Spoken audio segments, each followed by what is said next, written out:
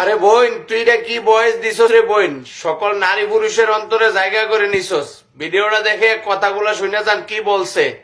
একজন বিবাহিত নারী যতই জায়নামাজে কান্নাকাটি করুক এবং প্রতিদিন কুরআন পাঠ করুক, ততক্ষণ পর্যন্ত সে তার ইমানের মাধুর্য খুঁজে পাবে না যতক্ষণ পর্যন্ত সে তার স্বামীর হক আদায় করবে না। স্বামীর হক আদায়ের মৌলিক বিষয়গুলো। নাম্বার 1, একজন স্ত্রীর উচিত তার স্বামীর পোশাক হয়ে যাওয়া, তার ভিতরে কমতি বের না করা, তার দোষ খুঁজে বের না করা, তার নিজের পরিবারের মাধ্যমে স্বামীকে পেরেশানি না দেওয়া এবং বিরক্ত না করা। নাম্বার 2, স্বামীর উপরে অসন্তুষ্ট না হওয়া, স্বামী যা দিচ্ছে সেটাতে আলহামদুলিল্লাহ বলা, শুকরিয়া আদায় করা। নাম্বার 3, স্বামীর সামনে খারাপ ভাষা ব্যবহার না করা। যদি রেগে থাকে অথবা খারাপ মেজাজে থাকে তাহলে শরীয়তের নির্দেশ আপনি স্বামীর সাথে সম্মান, মর্যাদা এবং ভালোবাসার সাথে তার রাগ মোকাবেলা করবেন। বিয়ের পর যে নারী তার স্বামীর ব্যাপারে যত্নশীল না, স্বামীর হক এবং অধিকারের ব্যাপারে অবহেলা করে, বিশ্বাস করেন আল্লাহ তাআলা সেই নারীকে ইমানের মাধুর্য থেকে বঞ্চিত করে দেয়। এজন্য প্রত্যেকটা নারীর উচিত বিয়ের পর তার স্বামীর হক আদায় করার চেষ্টা করা।